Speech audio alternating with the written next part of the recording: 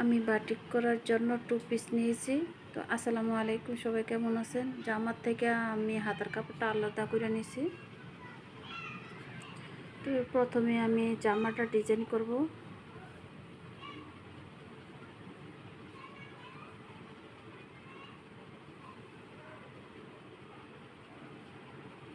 এইভাবে আমি ভাঁজ দিতেছি।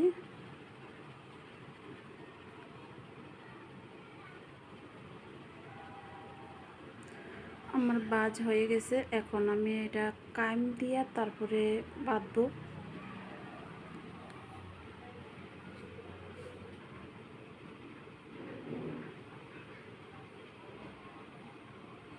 জামার কাপড়টা আমার বাঁধা হয়ে গেছে, এখন আমি হাতার কাপড়টা ডিজাইন করব।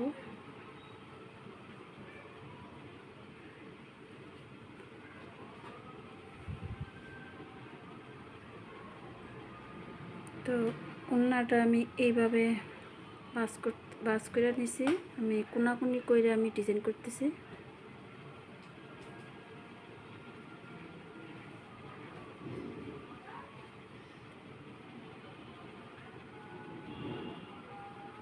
তো আমি ওড়নাটা এখন বাদ দিছি। তো আমার বাঁধা হয়ে গেছে, পরবর্তীতে রং করাটা দেখাইবো। তো সবাই ভালো থাকুন। আসসালামু আলাইকুম।